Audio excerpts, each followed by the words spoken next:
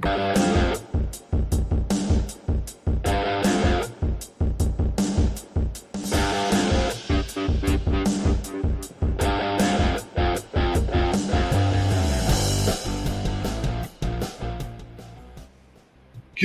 morning, hockey fans. This is Stephen Heisler with HeisHockey.com, the victorious hockey company, and the wild and continuously evolving junior hockey discussion group on Facebook.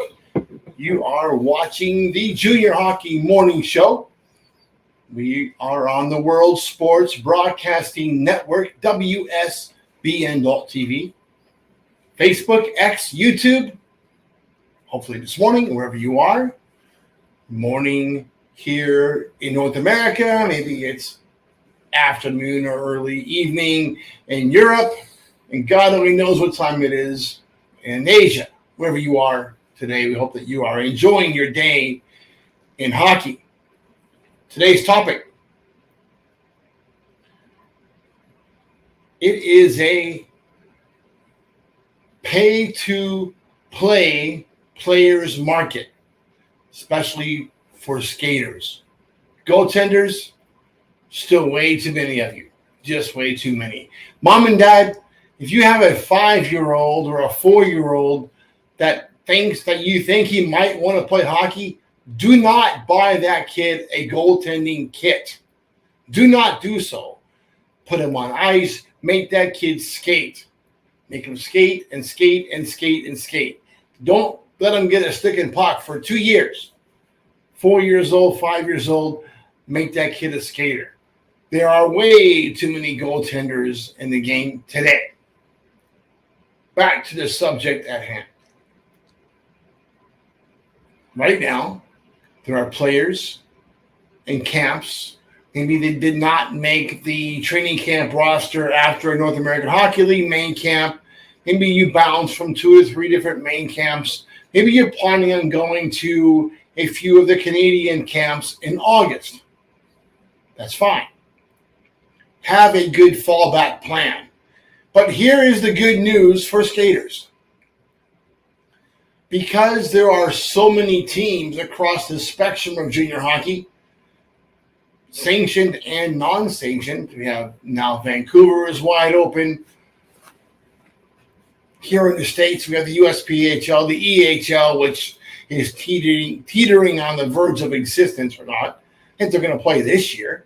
The USPHL, the NA3HL, so many options for these kids. Even some US-based Canadian Junior Hockey League teams in Michigan and Spokane, Washington, now off some Buffalo. Those teams are somewhat pay-to-play as well.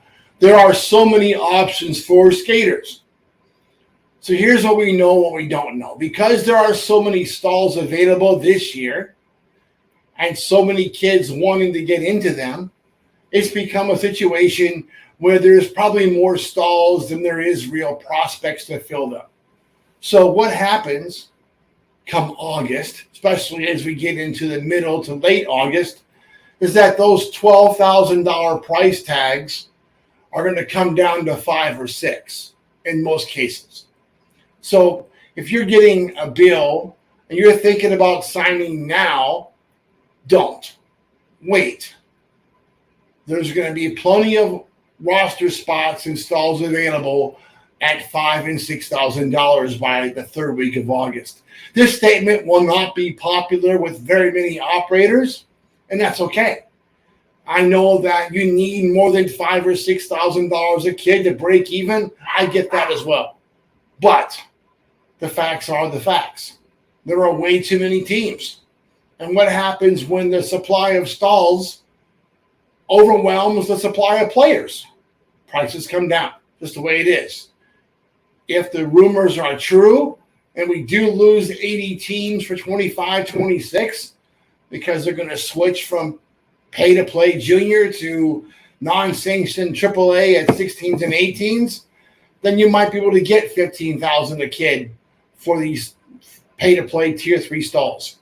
But until then, right now, it's an oversaturated market. Way too many opportunities and too few skaters to fill them.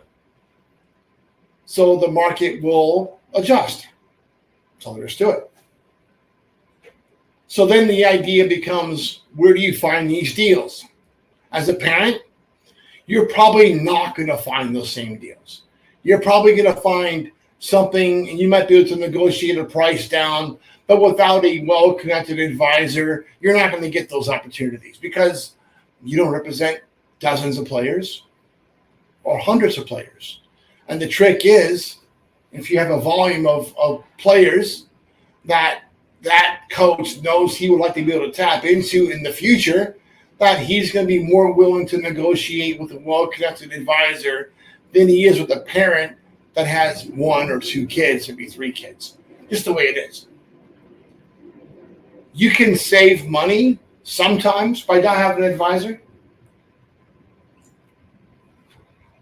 But for the most part, I tell kids and parents this every year, for players at the pay-to-play level, youth hockey going into Tier 3 or pay-to-play junior hockey, the $3,000 fee that we charge is basically free because we're almost able to negotiate that much off the top of the pay-to-play team rate and certainly save you that money over the summer because we don't push you to go to, 4, 5, 6 different camps and events during the off season. Save your money, develop, get better as a player, get fitter, get stronger, get better between the ears, study, rest, interval training. You don't have to spend thousands of dollars going from camp to camp and showcase to showcase. I know a family that spent probably way more than $10,000 this last week going to the Chowder Cup. Doesn't make any sense. Those events are fine, but the truth is the bulk of those kids are already spoken for, or it's a Tier 3 free-for-all. Not worth the money.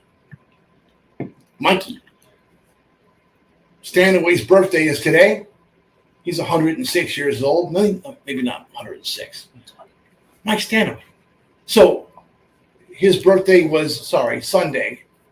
And so if you see Mike Stanaway, you know Mike Stanaway. Knock on his door, ring his doorbell, and say happy 50th birthday from all of us here at HeisHockey.com. Mikey's not really 50. He looks 50 because he's had a rough life. A lot of kids, a lot of hockey. That's it for today. Harass Mike Stanaway. And until tomorrow, that you enjoy your morning coffee and have a great day in hockey. It's not pink, Tomas. Give me a pink cup. It's orange. It's orange. It's orange. I don't care what you say.